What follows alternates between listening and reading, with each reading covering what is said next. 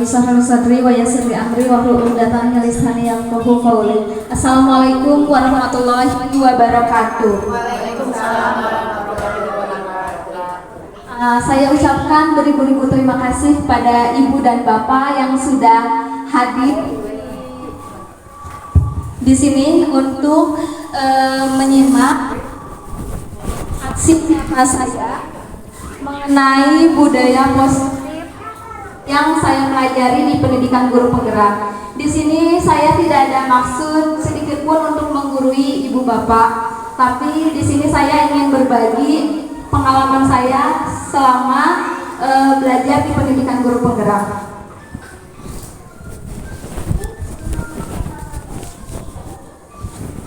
Materi hari ini mengenai budaya positif. Sebelum pembahasan kebudayaan positif, saya ingin menjelaskan dulu mengenai tujuan pendidikan.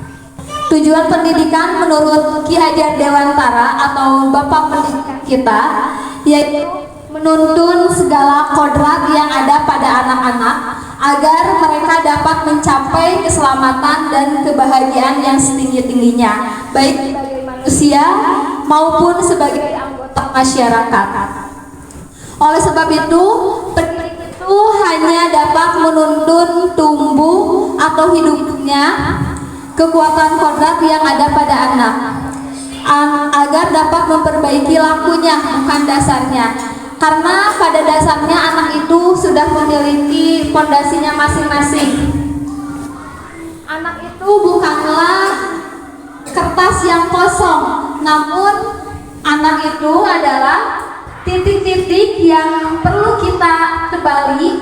Jadi kita sebagai guru tugasnya menebali titik-titik itu, karena setiap anak memiliki kodratnya masing-masing untuk hidup dan tumbuh sesuai kekuatan kodratnya. Di sini mengenai budaya positif.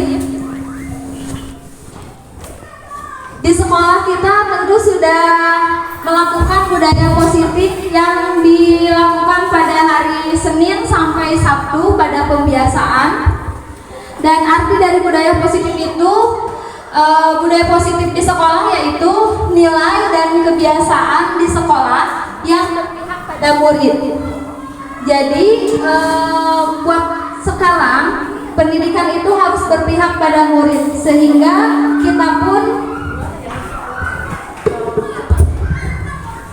kita pun melaksanakan budaya positif itu yang berpihak pada murid agar mereka dapat berkembang menjadi pribadi yang kritis, penuh hormat dan bertanggung jawab sesuai dengan profil pelajar Pancasila. Peran guru dalam menciptakan budaya positif di sekolah. Di sini saya akan menjelaskan ada 7. Pertama, perubahan paradigma stimulus respon, disiplin positif, motivasi perilaku manusia, kebutuhan dasar, posisi kontrol restitusi, keyakinan kelas, dan segitiga restitusi. Saya akan memaparkan satu persatu mengenai budaya positif di sekolah. Yang pertama mengenai paradigma, perubahan paradigma dulu. Di sini boleh berdua, yang satu misalnya mengepalkan tangan, yang satunya lagi 2 orang, yang satu orang mengepalkan tangan, yang satunya berusaha untuk membuka kepalan tangan itu.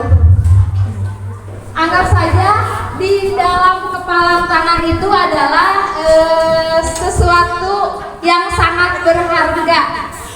Misalnya sesuatu yang ibu bapak sukai dan cintai dan tidak ingin diberikan kepada orang lain. Dan yang satunya lagi itu akan mencoba dengan sekuat tenaga berbagai cara untuk meminta Anda memberikan benda tersebut, benda yang ada di kepalan tangan itu. Bisa membujuk, mengancam, menghardik, merayu, menyuap, apa saja.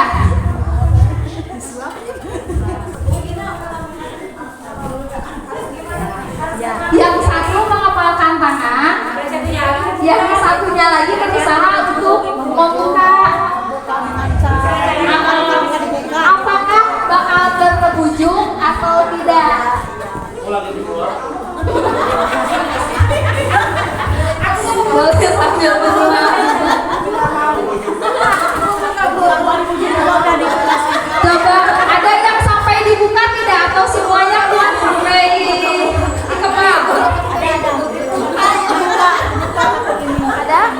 dibuka jadi langsung. Jadi punya apa? Hah? Ada melalui pemaksaan. Melalui pemaksaan dibuka. Tanpa ada bujukan, Tanpa ada bujukan. Yang topak di kepala. Nah, itu tuh ya. Di situ adalah peran kita sebagai guru, sebagai yang memiliki kontrol. Apakah kita akan membuka atau akan tetap menutup? Jadi apakah kita itu akan menuntun anak-anak atau tidak, hanya membiarkan saja? Itu posisi kita sebagai guru.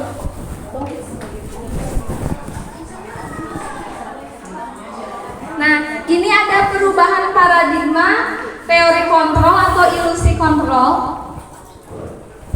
Menurut William Glasson dalam kontrol teori, yang pertama itu ilusi guru mengontrol murid. Jadi sebenarnya guru itu dapat mengontrol murid karena orang tua menitipkan ke sekolah, berarti sudah menyerahkan anaknya itu kepada guru ya. Jadi guru dapat mengontrol seluruh siswa. Kemudian ilusi bahwa kritik dan membuat orang merasa bersalah dapat menguatkan karakter.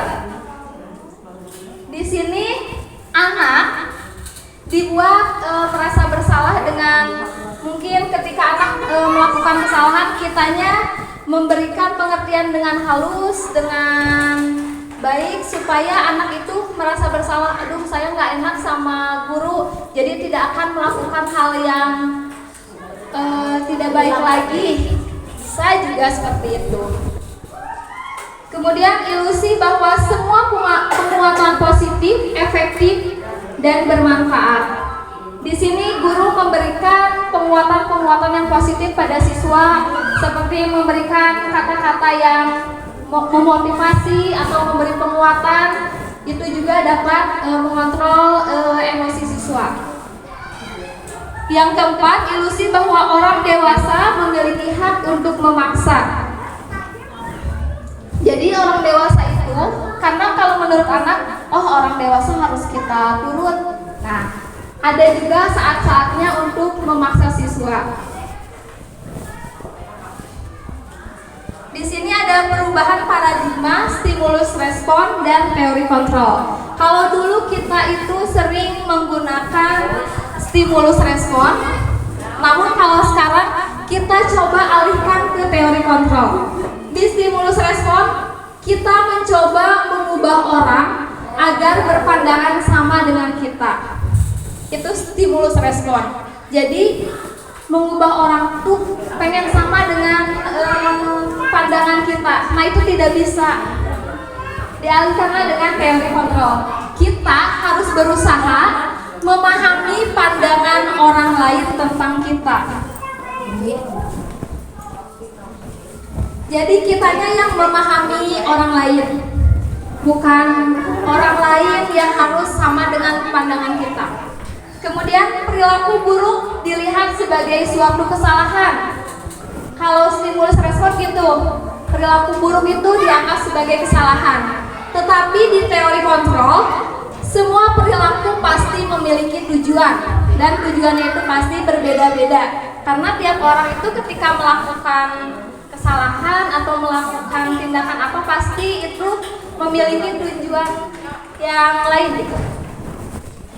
Orang lain bisa mengontrol saya, tetapi kalau di sana hanya Anda yang bisa mengontrol diri Anda. Jadi jangan orang lain yang mengontrol diri Anda, tapi diri sendiri yang bisa mengontrol diri. Kemudian pemaksaan ada pada saat rujukan gagal. Ketika gagal maka dipaksa. Kalau teori ini stimulus respon. Tapi di teori kontrol, kolaborasi dan konsensus menciptakan pilihan-pilihan baru. Jadi daripada memaksa, lebih baik berkolaborasi. Kalau di stimulus respon, model berpikirnya itu ada yang menang, ada yang kalah. Tapi kalau di sana, model pemikirannya menang-menang. Jadi tidak ada yang salah. Win-win solution ya. Jadi karena berkolaborasi, mencari kesepakatan yang baik bersama-sama. Jadi di situ tidak ada yang menang dan tidak ada yang salah. Sebelum ke disiplin positif, apakah ada yang ingin bertanya dulu? Atau mau lanjut saja? Ya, lanjut saja, baik ya. Di sini disiplin positif. Disiplin positif itu untuk menciptakan murid yang merdeka. Syarat utamanya harus ada disiplin yang kuat. Kalau menurut Ibu Bapak disiplin itu apa sih?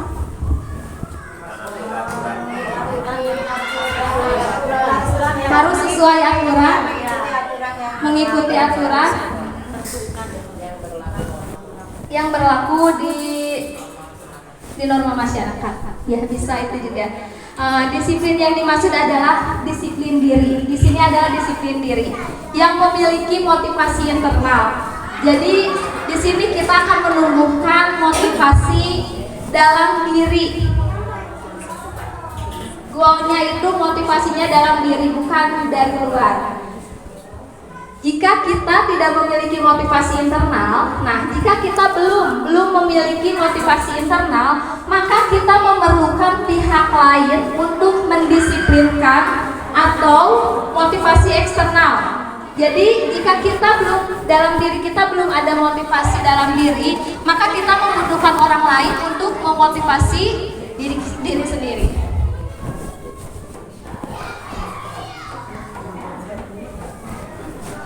Suatu cara penerapan disiplin tanpa kekerasan. Jadi di sini biasanya kan kalau disiplin kalau dulu ya, zaman dulu, disiplin itu ada kekerasan, ada ancaman biar terbiasa. Tapi di sini kita coba disiplinnya itu tanpa kekerasan dan ancaman, yang dalam prakteknya itu dapat menumbuhkan kesadaran diri berdasarkan nilai-nilai kebajikan universal, mandiri, yang seperti itu. Nah, tujuan dari disiplin positif adalah menanamkan motivasi pada murid-murid, yaitu menjadi orang yang mereka inginkan dan menghargai diri sendiri dengan nilai-nilai yang mereka percaya. Ini ada nilai-nilai kebajikan yang ingin dicapai oleh setiap anak Indonesia. Kita kenal dengan profil belajar Pancasila. Ada beriman, bertakwa, bergotong royong, mandiri, kreatif, dan bernalar kritis. Sekarang mengenai motivasi perilaku manusia. Untuk menghindari ketidaknyamanan atau hukuman.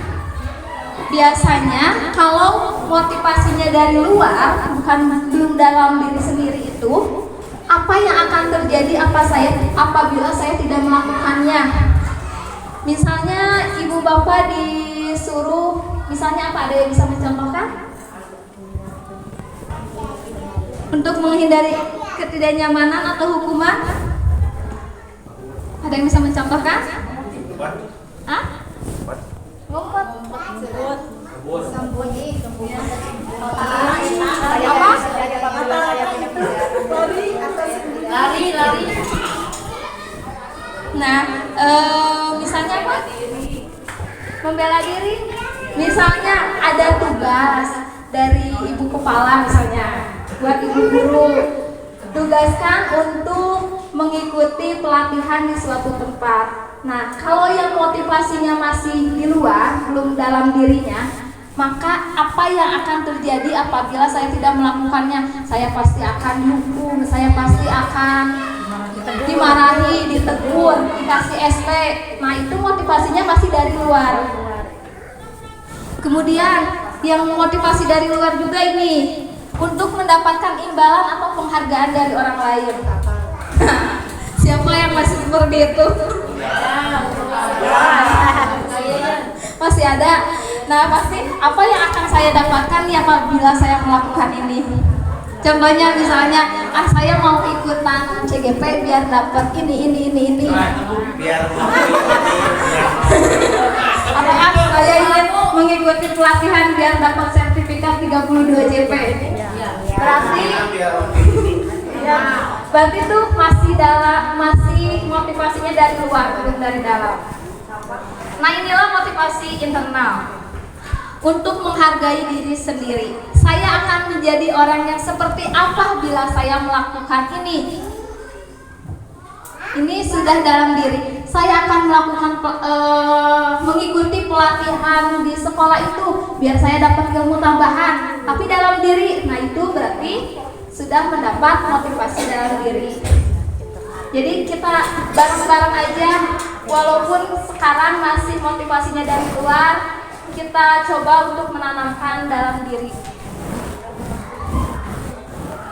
Sekarang mengenai kebutuhan dasar manusia. Ternyata manusia itu memiliki kebutuhan dasar. Yang pertama, kebutuhan untuk bertahan hidup.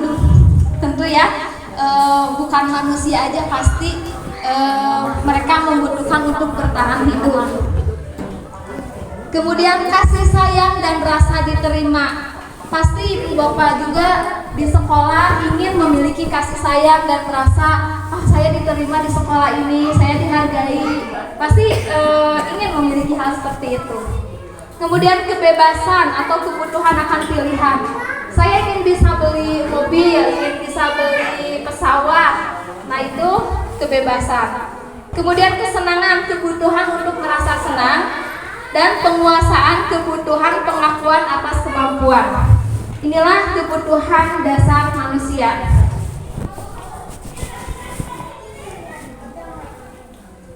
Di sini ada posisi kontrol, restitusi, ada penghukum, ada pembuat orang merasa bersalah, ada teman, pemantau, dan manajer. Disinilah posisi guru. Apakah kita akan menjadi seorang guru yang selalu penghukum, atau membuat orang yang bersalah itu merasa bersalah, atau sebagai teman, atau sebagai hanya pemantau saja, tidak melakukan apa-apa? Oh, si anak itu nakal, oh udah gitu, hanya memantau, atau sebagai manajer yang bisa mengelola. Nah, ini jika posisinya sebagai penghukum. Seorang penghukum itu bisa menggunakan hukuman fisik maupun verbal. Orang-orang yang menjalankan posisi penghukum senantiasa mengatakan bahwa sekolah memerlukan sistem atau alat yang dapat lebih menekan murid-murid. Lebih dalam lagi, guru-guru yang menerapkan posisi penghukum akan berkata, patuhi aturan saya atau awas. Nah, kalau yang guru yang tipenya penghukum mengatakan seperti ini, kamu selalu saja salah, kamu lagi. Biasanya kan kalau anak yang nakal, terus pasti selalu yang terakhir selesai. Ini mah kelas 1 banget ya, pasti ada etadei paling terakhir teh. Terus, nah guru seperti ini senantiasa percaya bahwa hanya ada satu cara agar pembelajaran bisa berhasil, yaitu dengan cara dihukum. Kalau ini guru yang memposisikannya itu sebagai pembuat merasa bersalah. Pada posisi ini biasanya guru akan bersuara lebih lembut. Pasti ini mah guru-gurunya tuh yang lembut, ada pasti di sini. Yang lembut, membuat rasa bersalah akan menggunakan keheningan yang membuat orang lain merasa tidak nyaman, bersalah atau rendah diri. Kata-kata yang keluar dengan lembut akan seperti, ibu, saya kecewa sekali dengan kamu. Pasti kalau yang lembut tiba-tiba mengatakan itu, pasti ngerasa, asa ngerasa bersalah, kayak gitu ya. Terus berapa kali bapak harus memberitahu kamu ya, tapi dengan perkataan yang lembut. Kita mah. Terus gimana coba kalau orang tua kamu tahu kamu berbuat seperti ini?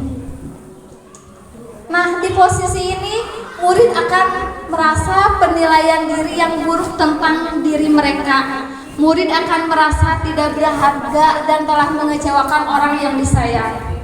Dari situ murid akan mulai tumbuh perubahannya. Ini kalau kita sebagai guru membuat merasa bersalah. Pembuat merasa bersalah, guru pada posisi ini tidak akan menyakiti murid, namun akan tetap berupaya mengontrol murid. Posisi teman pada guru negatif atau positif. Di sini berupa hubungan baik yang terjadi antara guru dan murid. Ini guru sebagai teman ya harusnya.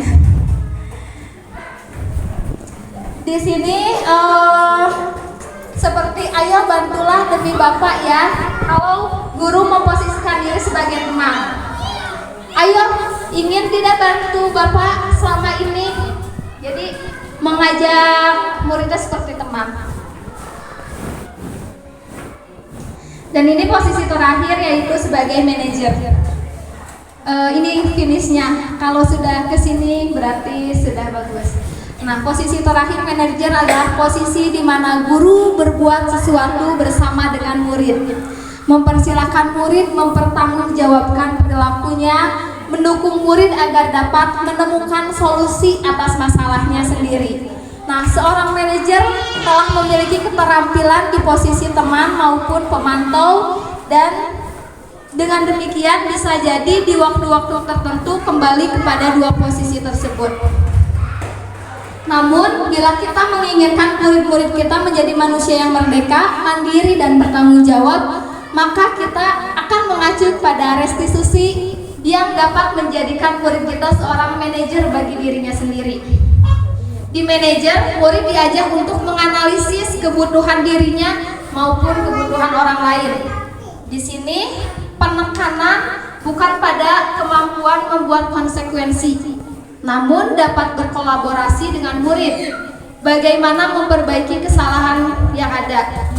Seorang manajer itu akan berkata, apa yang kita yakini. Kan kalau kita di kelas tuh telah membuat keyakinan kelas ya, nah akan menanyakan kembali, apa yang kita yakini, apa kamu meyakininya. Jika kamu meyakininya, apakah kamu bersedia memperbaikinya? Jika kamu memperbaiki hal ini, menunjukkan apa tentang dirimu? Apa rencana kamu untuk memperbaiki hal ini? Di posisi manajer nanti akan dijelaskan mengenai segitiga restitusi. Jadi untuk mencapai ke posisi manajer ini, kita perlu melakukan segitiga restitusi. Tapi sebelum ke situ, sebelum ke segitiga restitusi, di kelas itu kita membuat dulu keyakinan kelas. Apa itu keyakinan kelas? Keyakinan kelas adalah salah satu disiplin positif yang bisa kita terapkan dalam membangun budaya positif di sekolah. Keyakinan kelas berupa pertanyaan-pertanyaan universal yang dibuat dalam bentuk kalimat positif. Keyakinan kelas tidak dibuat dalam jumlah yang banyak supaya anak itu ingat. Dulu juga di kita seringnya membuat keyakinan kelas atau kesepakatan kelas. Nah, seperti ini keyakinan kelas tuh membuat budaya positif. Aku malu jika datang terlambat. Nanti ketika anak itu melakukan datang terlambat, kita dapat menanyakan kembali menggunakan metode segitiga restitusi yang akan nanti saya jelaskan. Kemudian malu jika tidak belajar, tidak masuk sekolah, tidak ikut upacara, malu jika menyontek, malu jika berbohong. Nah, kita buat di kelas bersama-sama dengan anak. Jadi yang membuat itu anak. So, apa yang akan kita buat bareng-bareng keyakinan kelasnya. Jadi bersama dengan anak ya. Bukan hasil guru tapi hasil kolaborasi dengan anak. Nah, ini dia segitiga restitusi. Jika anak melakukan kesalahan, maka kita bisa menggunakan segitiga restitusi ini. Yang pertama, menstabilkan identitas. Yang kedua, validasi kebutuhan. Dan yang ketiga, menanyakan keyakinan. Menstabilkan identitas. Untuk membuat anak yang merasa gagal karena berbuat salah menjadi positif terhadap dirinya. Nah, guru itu akan menanyakan kepada anak. Nah, misalnya ya ada anak yang terlambat, maka anak itu pulangnya dipanggil oleh guru. Ditanya, "Nak, kenapa tahu nggak kenapa kamu dipanggil ke sini? Nggak tahu Bu, paling itu ya anak mah. Terus ditanya, kamu tadi kenapa terlambat? Misalnya, iya Bu, saya tidurnya malam, jadi bangunnya kesiangan. Nah, di sini kita akan mengatakan untuk menstabilkan identitas. Nah, berbuat salah itu hal yang manusiawi. Tidak ada manusia yang sempurna. Bapak atau ibu juga pasti pernah melakukan kesalahan. Kita pasti bisa menyelesaikan permasalahan ini. Bapak, ibu tidak tertarik untuk mencari tahu siapa yang salah dan benar, karena di sini tidak maksud untuk menyalahkan anak ya, karena ingin membuat anak itu sadar dan tidak mengulangi lagi. Siapa yang salah, ibu tidak mencari benar atau salah. Kalau kamu menyalahkan dirimu sendiri terus-menerus, apakah kamu bersikap baik pada dirimu sendiri? Jadi menanyakan itu kepada anak. Setelah menstabilkan identitas, lalu validasi kebutuhan. Membantu mengenali siswa kebutuhan yang ingin dipenuhinya apa. Guru itu akan berkata, kamu bisa saja melakukan hal yang lebih buruk, tapi kamu tidak melakukannya. Misalnya hal yang lebih buruk, kalau terlambat mungkin tidak sekolah lagi, itu hal yang buruk, tapi kamu tidak melakukannya. Kemudian kamu pasti punya alasan mengapa melakukan ini. Ditanya ke anak itu, apa yang penting bagi kamu? Kemudian kamu boleh tetap berusaha menjaga sikap itu, tapi tambahan sikap yang lain, yang baru. Jadi dimasukkan kalimat-kalimat positif pada anak. Maukah kamu belajar cara lain untuk mendapatkan yang kamu butuhkan tanpa harus memukul, kalau anak yang suka memukul? Atau apakah kamu bisa melakukan dengan lebih baik lagi besok? Di sini anak tidak dimarahi kan? Tidak dihukum juga, tapi ditanyakan mengapa. Nah, karena kita sudah membuat keyakinan kelas, dibalikan lagi kepada keyakinan kelas. Anak pasti tahu. Nah, apa keyakinan kelas yang udah kita lakukan? Misalnya tidak disiplin, tidak boleh terlambat. Jadi diingatkan lagi dengan keyakinan kelasnya. Kemudian kamu ingin jadi anak yang seperti apa? Nah, seperti itu. Ini ada contoh segitiga restitusi yang udah saya buat, namun bukan di sekolah karena waktunya yang mepet, jadi saya buat di rumah. Boleh sama ibu bapak ditonton, ibu ditonton. Ini skenario yang pertama.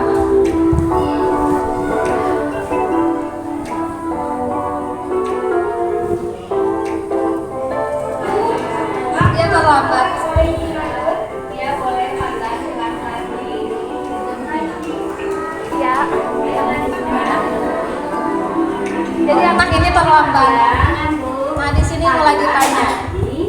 Padlan sebelum ngaji ke sini nih, pas ada maghrib, Padlan udah sholat maghrib dulu belum? Sudah Bu. Sudah, bagus. Padahal kalau sholat maghrib itu berapa rakaat? 3 rakaat. Betul ya, bagus. Berarti Padlan tadi melaksanakan sholat maghrib. Padlan tahu tidak kenapa Padlan dipanggil ke sini sama ibu? Tidak tahu. Tidak tahu. Nah, Padlan tadi itu tapi ibu pengen nanya dulu ya, Padlan tahu tidak kalau ngaji di sini itu di rumah sakit Janatullah mulai ngajinya itu jam berapa? Setengah 7 sudah sholat maghrib sampai 4 ngaji. Nah, berarti kan harusnya jam setengah 7 itu habis sholat maghrib langsung ke tempat ngaji.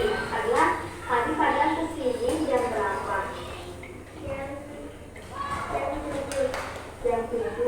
Nah, kan masuk ke sini kan harusnya jam setengah 7. Berarti Padlan tadi terlambat tidak? Terlambat. Nah, kalau terlambat itu perbuatan yang tidak baik. Ini menstabilkan identitas. Pasti pernah melakukan kesalahan, ya termasuk ibu juga pernah melakukan kesalahan. Tapi di sini ibu tidak mencari kesalahan, tapi ingin mencari solusi supaya Padlan bisa lebih baik. Padlan tindakan yang salah divalidasi.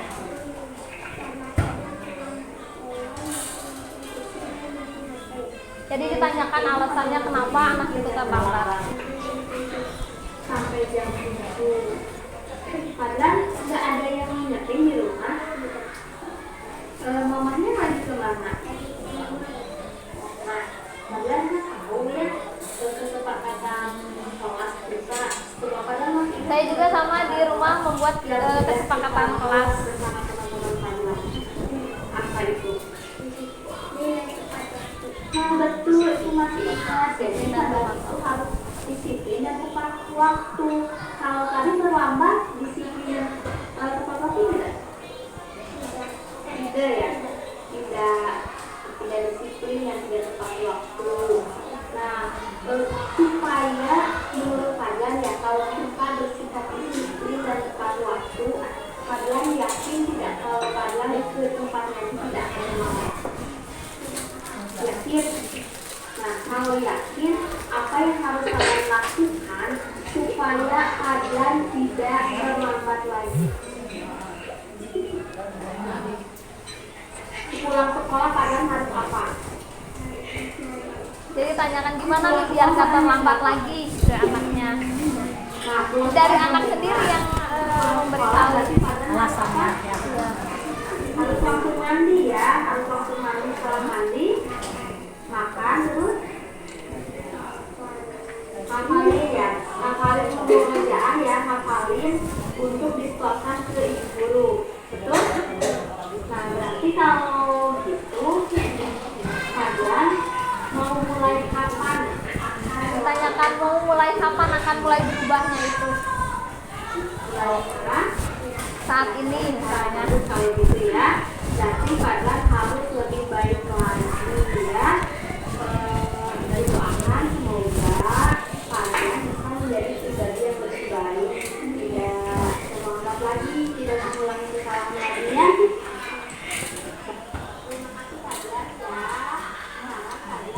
Di sini guru tidak memarahi kan? Tidak, tapi membuat anaknya bisa lebih sadar. Nah ini skenario kasus kedua. Kalau ini yang mencontoh. Anak-anak dengarkan dulu ya, hari ini kalian ujian ya. Soalnya itu tuliskan dulu nama surat dalam Al-Quran beserta artinya. Silakan dikerjakan. Nah ini ada anak yang mencontek.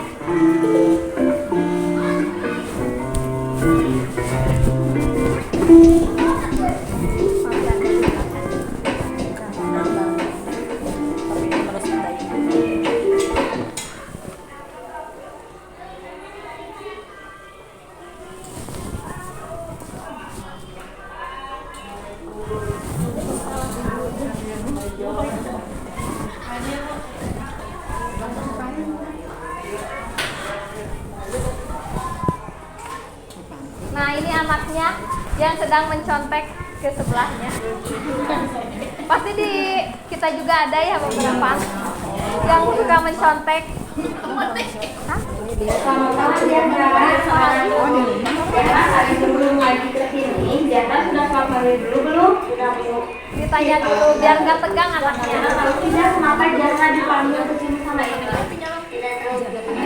Nah, kalau tidak tahu Jahra, tadi itu ibu melihat ketika sedang ujian, Jahra itu seperti sedang melihat jawaban teman Jahra. Jadi Jahra tuh melirik ke sebelah ke Teh Sinta. Betul tidak Jahra?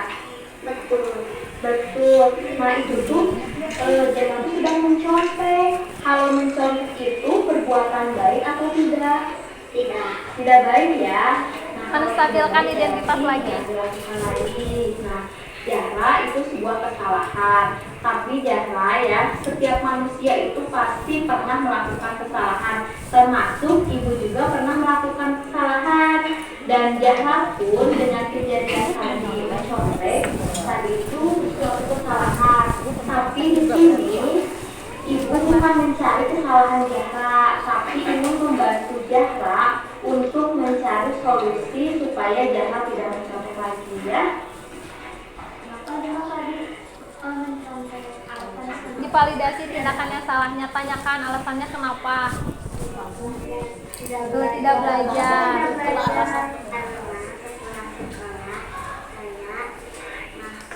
Tuh, masa mau langsung main pulang sekolah teh bukan hafal.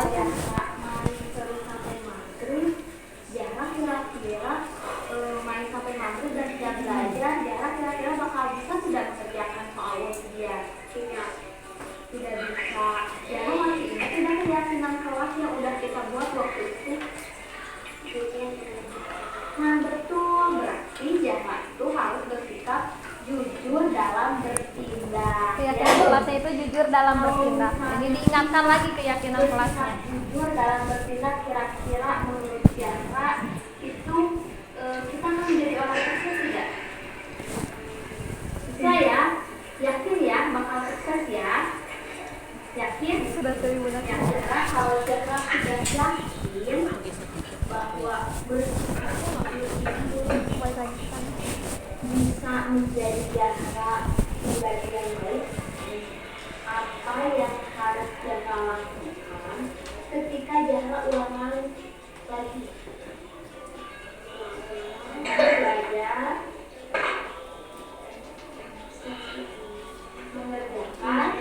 mengerjakan semampunya dan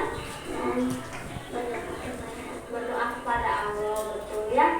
Jadi kalau Jahra sudah yakin bahwa ketika Jahra belajar terus mengerjakannya semampunya aja, semampu Jahra, jangan mencontoh para bukan itu perbuatan yang kurang baik, dan berdoa kepada Allah, berarti itu sudah bagus.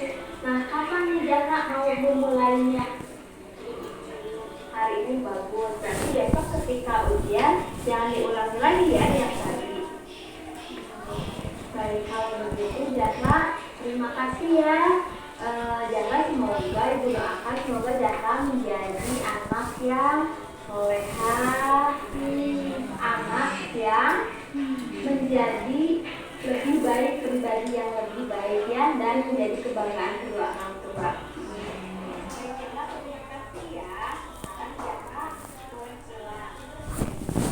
Jadi ketika anak melakukan kesalahan hanya distabilkan seperti ini. Assalamualaikum warahmatullahi Nah ini wabarakatuh. respon dari anaknya. Nama saya Fadlan, Nasuha kelas 5A. Saya mengaji di Tafi Janatullah. Saya senang diajak untuk memahami masalah dan mencari solusi karena tidak dimarahi serta tidak diberi hukuman. Wassalamualaikum warahmatullahi wabarakatuh. Walaupun ada kesalahan. Perkenalkan, nama saya Tiga Jasa. Saya mengaji di Rumah Sakit Janatullah. Saya senang sekali melakukan praktek segitiga restitusi. Saya diajarkan mencari solusi dari masalah saya sendiri. Saya tidak diberi hukuman dan tidak dimarahi. Nah itu ibu. Jadi ketika anak melakukan kesalahan kita tidak menghukumnya, tapi kembali lagi kita akan melakukan segitiga restitusi. Menstabilkan identitas, menanyakan anak itu kenapa, pasti anak itu ketika melakukan kesalahan mereka punya alasannya kenapa, dan memvalidasi kebutuhannya untuk merubah kesalahan itu harus melakukan apa. Jadi di situ peran guru mungkin agak ribet, tapi ini akan sangat bermakna untuk anak ketika guru itu memberikan pemahaman pada anak seperti itu. Sebelum ditutup, apakah ada yang ingin bertanya?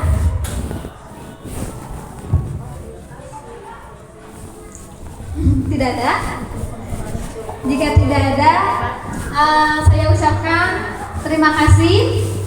Ini hasil diseminasi budaya positif yang telah saya pelajari di pendidikan guru penggerak. Mohon maaf apabila ada yang salah. Wabillahi taufiq wal hidayah. Wassalamualaikum warahmatullahi wabarakatuh.